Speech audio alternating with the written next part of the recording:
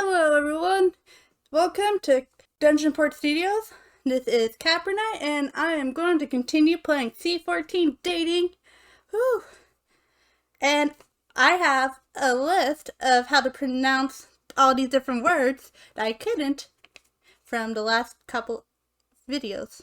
And so I have a paper here with the different pronunciations, and I kind of feel embarrassed because looking back, some of these seem kind of more obvious, I guess. I don't know, or is that just me?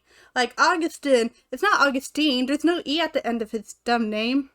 And hopefully I can read this because I wrote it down using dumb highlighter, though that's probably not the best thing to write with, huh?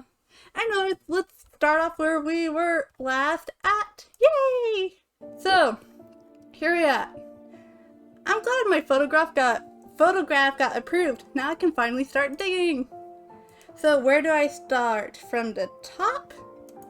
Right, you start at the top and work your way back 25 centimeters. Then you proceed downward until you finish the layer. Some people prefer digging back a few centimeters, then work their way down. Either way, as long as you're making progress. I hope I'm doing the voice how I did it last time. For now, we have to remove the... Oh my goodness! Oh, I gotta look at more stuff? I shouldn't be surprised. Well, I'll worry about that later. This! The... Couch de merde. I know I'm most obviously pronouncing it wrong, but who cares? Using her trowel, she etched the line near the top of the square. The dirt at the very top was hard and compact, with footprints all over it. Ooh, footprints. All of this is out of context now. People have trampled on it and it's been exposed to the air for so long that it's better just to remove it all. Couche de merde? Wait, it sounds similar to mierda. Therefore, exactly. It's the layer of crap, to phrase it mildly. Oh my goodness! I think I just learned a new word. Just dig back 25 centimeters and a few down when it comes to this layer. It'll make working here much easier. You'll still need to document for this. I mean, you'll still need a document, but you don't have to worry about the details. At least this will give me a chance to sharpen my excavating skills. I discreetly glanced in Tyler's direction. He must have been super diligent since he had already stripped his layer away. Hesitantly, I took the bigger trowel and started scraping, amazed by the resistance. I had to apply more force to make a dent. Let me give you some tips. Now, before we dig, we should remove the top layer. Oh, I think I know what kind of type of minigame we're gonna do. It's been treaded on, and the soil is now mixed and distributed. You can see how dark and compacted it is compared to the lighter, pristine sediment beneath it. Yep, these. Not only that, it's hard to dig through and all clumpy. Already testing it out? Someone's eager. Ready? Remember, you only need to remove a few centimeters worth. Try it out. Note the top row has 5. Besides, this means 5 cells must be chiseled, blacked out, in an uninterrupted sequence. Since this is a 5x5 grid, you can clear the full row. Yep, we're clicking. Just like this? Perfect, a clean line. Make sure you don't remove too much, or you might be digging into sediments you'll be recording. Is there a way to prevent that? I can easily distinguish these two layers, but I'm sure it won't always be this obvious. You can use the tip of your trowel. Ooh, we get different tools to etch into the sediment. It helps to separate the stratigraphy. Why am I having such a hard time with that word? So you don't have to constantly check to make sure you haven't dug into a new layer. Yeah. I'll try it here as a practice run. The etch tool on the left is a useful option that marks the cells that do not need to be chiseled with next. Try it out. Etch. And then we do that. Oh, I'm glad it's doing this because it's hard to do everything in your head. Sometimes, you know. Great! See how there's a 0 beside this row? That means no cells need to be chiseled, blacked out. You can leave it as it is. It looks like the top layer ends here. I agree. Now you know how much left you need to clear away. Here I go! Now finish chiseling the second row. 1, 2, 3, 4, 5. And we did it! But that was like the tutorial one, so, ugh. Of course it's easy. That's perfect. The couche de merde has now been stripped away, revealing the pristine sediments underneath. We took away all the bad stuff. Note how the top columns are all marked with a 2. This means each column had 2 cells that needed to be filled in. Yep, since you filled out both rows marked with 5, all of the requirements have been completed. Yay! If you click check, it will tell you if you've correctly chiseled the cells. In the future, you can also click skip to pass on the puzzles you can't solve. Click check to move on. Oh, well, yay, you unlocked a new journal entry. That's so cool. It looks like I've completed everything. Now I feel like a real archaeologist.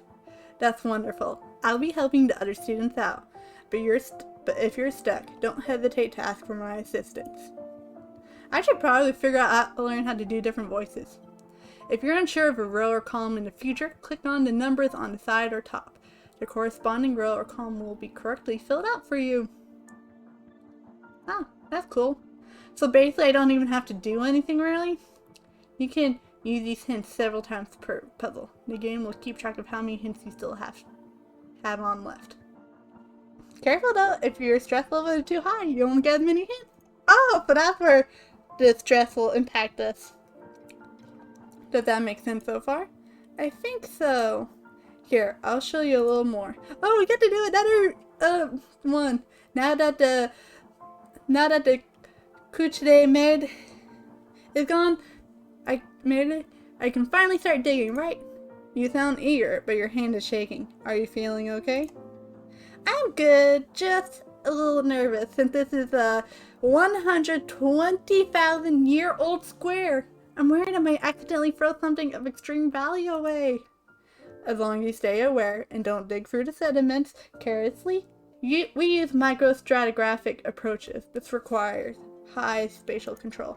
I learned all about that in my forensics class that I'm doing right now. And it's like fun.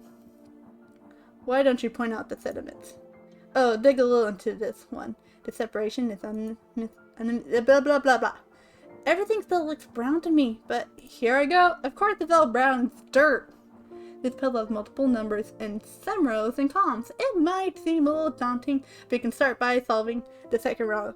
I've had plenty of practice doing the Pokemon one, where it's all pixely. I'm sure y'all know what I'm talking about. Okay, 2, and then let's use etch. This row requires 2 sequences of 2 cells each. You can't chisel them together or you'll have a floor for the row instead. This means there needs to be at least one unchiseled blank cell between them. Yep. And chisel, chisel, chisel, chisel. There, how does it look? Perfect. The first sediment is a 2AL layer. This is an alluvial deposition, so it'll be silty and easy to work through. Not many pebbles or grainy textures here. Okay, now let's do this one. This means no adjoining cells need to be filled in. Oh yeah, I think. Now what remains? Yep. So chisel. 1, 2. Good job. See if you can complete the rest. Tip: try continuing from the 4th row. You can also now use hints by clicking on the numbers. I guess right. Yep.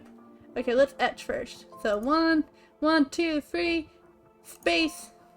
Let's just do all this 0, 0. I don't want to make a mistake. And now I got 1, 2, 3, and 1.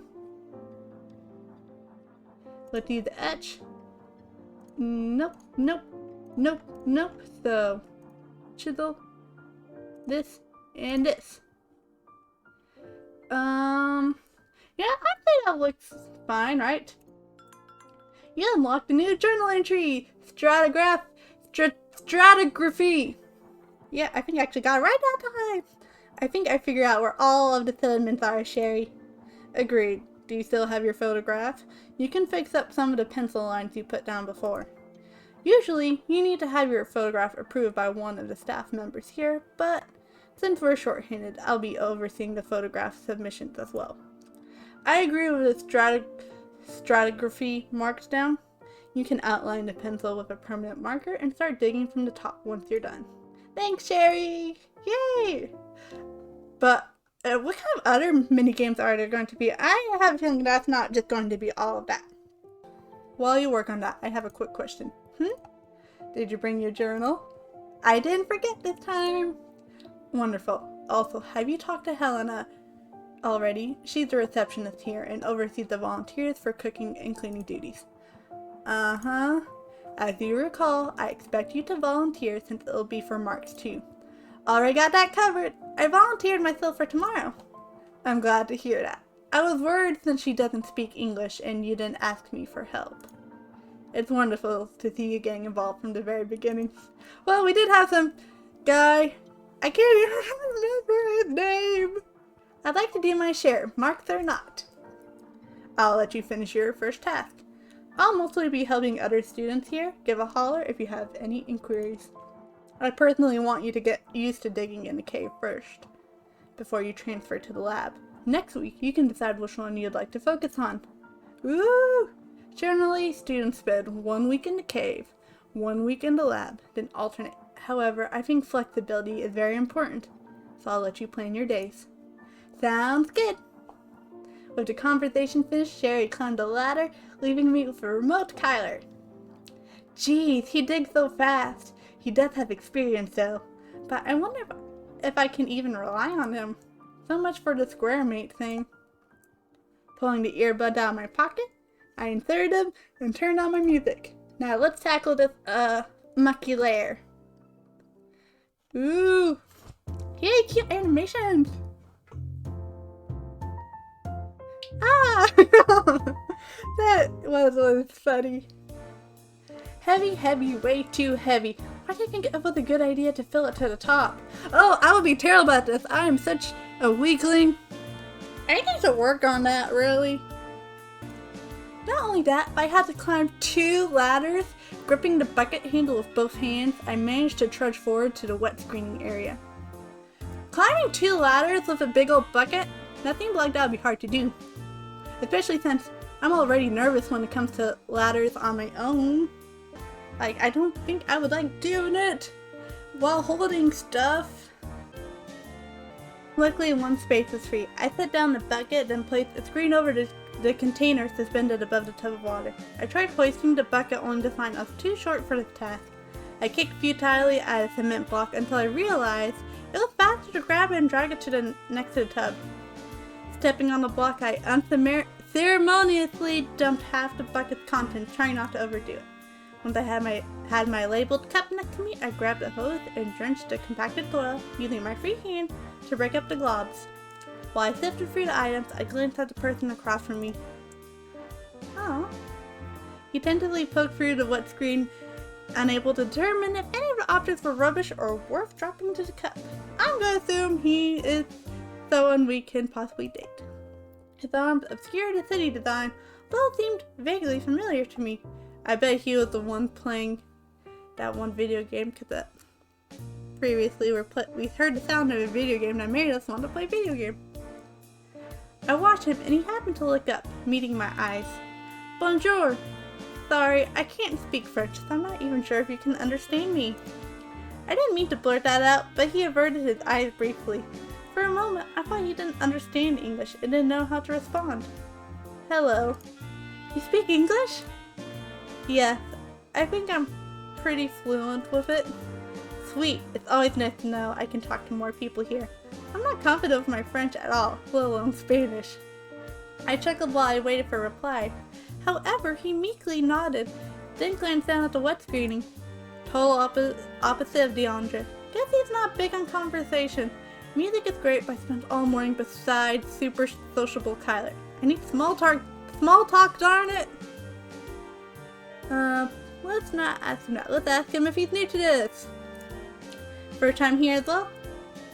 Yes, I don't know much about archaeology, so this is all new to me. It's a lot to take in. My head is spinning from all the info dumped on me in the past few days. Hopefully all my worries will pass on whether I can do this or not, and I can enjoy the experience. Are you nervous too? A bit. Very cute.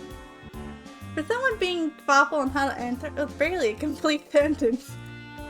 I need another angle. What else could I say? What are you taking in school?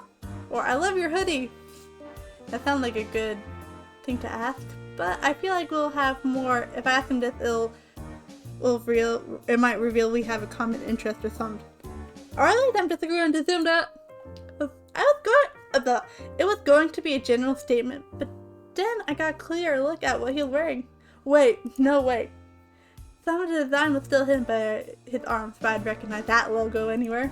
Oh my gosh, I love your Chronicles of Selena hoodie. It's based on 20 Masks, right? You played them before?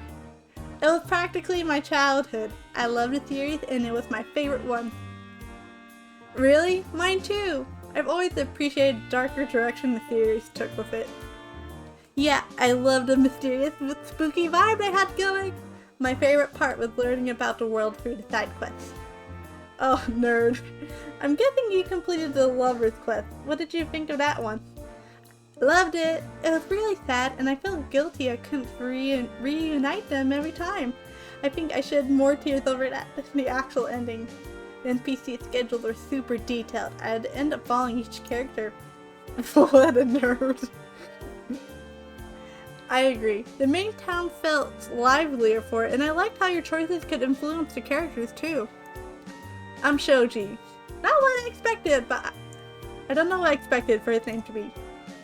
He eagerly extended an arm, and I flinched from the unanticipated gesture. Seeing my startled reaction, he hastily withdrew his hand and averted his eyes. Sorry. No worries, I just didn't expect it. Here. I initiated a handshake this time, and realized how gritty and wet our hands were. He seemed to be aware of it too, and we exchanged an apologetic look followed by a laugh. Ugh, my bad. Should have wiped my hand first. Not the best of handshakes there. It's fine. The burst of zeal he had displayed when we gushed over games had quickly mellowed out. We released each other's hand, and he silently returned to his wet screening. I did the same. Sometimes I glanced up and sensed he had more to say, but did not articulate them. I already forced enough conversation off him for now. When he was done, Shoji tipped over the screen, dumping out all the rubble which disappeared with the water below. After Shoji picked up his empty bucket, he lingered by the catwalk for a moment before returning to me. I'll see you around. He trailed off. And then it hit me that I hadn't even said my name yet. Oh, it's Melissa. Right. Pleased to meet you, Melissa. Likewise. See you later, Shoji. He gave me a grateful nod before disappearing into the cave. Might as well finish up too. Ooh. Well, he seems cute. Once I had finished preparing the plates and cutlery, I don't know why I can't say that word, I returned to the kitchen. DeAndre stewed soup in a giant pot resting over a single burner stove. I'd quickly learned that lunch always consisted of sandwich ingredients along with a serving of soup. Finished setting up the tables. Thanks, Mel. I'm so grateful that you volunteered and all. It's no problem. Glad to be of help. He tapped the top of the pot with the stirring spoon to get the liquid off. Do you cook often? You seem rather skilled. I don't know if stirring soup is considered a skill. At least you seem to know what you're doing. I've been cooking seriously since first year of university, perhaps? I mean, before I could do the basic prep or throw frozen meals into a microwave. Once I moved to New Zealand, I sort of picked up cooking while living in the dorms. Eating out was pretty expensive, and I needed to keep a strict diet. Strict diet? I'm guessing you work out or participate in sports. You ain't wrong. Training and weightlifting are part of my regimen. I'm a rugby player. I knew you could probably be the sporty one, but I wasn't expecting rugby. But maybe I should, since he said something about New Zealand, but he didn't come from there. But maybe that's why he wanted to go there? I don't know. Oh, that's neat. What position do you usually play? I'm a lock. I have no idea what that is. That's me. I'm guessing you don't know much about union rugby. Not really, sorry. I know it's similar to football or American football, but without the padding. That's all I know too. And something about a soccer ball instead of football. Basically the locks provide the power and heights. Break through defenses, jump in lineouts, and it sounds like every position. I lost you again, didn't I? At lineout. What's the lineout? Well, let's start with Locke. Anyway, Locke have to get the ball at whatever cost. He extended his arms, pretending to reach for me, and made a primitive grunt. Roar! Aggressive! Must get possession of ball! Well, not as aggressive as flankers. You never want to be tackled by those. I giggled, deciding not to ask what a flanker was either, and gently shifted the topic. Where did you learn how to play rugby? Well, I grew up always playing it, even joined a local rugby club, but moved to New Zealand to hone my skills even further. Ooh, isn't that what I just said? Out of all of the countries in the world, why New Zealand? If I recall, you went there to study, right? How is that related to rugby? I went there because one of the universities of Wellington offered a program that combined rugby culture with education. He grinned like a child, reminiscing about their Christmas presents. Aw, adorable! I got to enroll there for a few trimesters, along with free tickets to elite games and a gym membership to where the top-notch rugby players trained. Not only that, I got to participate in their practice sessions. I learned lots down there. It was pretty sweet as. It was expensive though, and my visa expired. I guess it was inevitable though. And now I'm finishing up my degree in Liege. Of all the stuff I looked up to pronounce, I forgot that one. What degree are you working on? English. It all sounds pretty heavy duty. How do you balance both rugby and your English degree? You're not just focusing on your rugby career? As much as I love rugby, too much can happen on the field. Oh, his face is so cute. One traumatic or hard-hitting injury and your career's over. Even with the best physio. That seems weird. I'm gonna guess that's more slang. You may not play as well as you did before. I figured if something were to happen, I could always teach English as a foreign language to Phil. The pop bubbled and DeAndre thoughtfully cursed. He grabbed a spoon and stirred again to prevent the ingredients from settling on the bottom. Of course, that always happens in these situations. Phew, nearly forgot about this. Guess time does fly when you're having a conversation. What's the time? I checked my phone display. About time for the students to eat. I'll get the cold cuts and drinks out now. Thanks, this soup looks about ready. He turned off the burner and we focused on organizing lunch. I glanced at DeAndre as he happily hollered to the students coming down the stairs from the forest trail. Sounds like he figured things out. Now I gotta focus on what I'd like to do. Ooh! I think that is about all the time for right now. I don't know what else to say except for thanks for watching. If you want, leave a comment. If you can, I don't mind answering. Well, maybe not any question, but you know, you can just simply ask how my day is, and I wouldn't mind. Well, thanks for watching. This is Caprinigh signing off. Bye bye.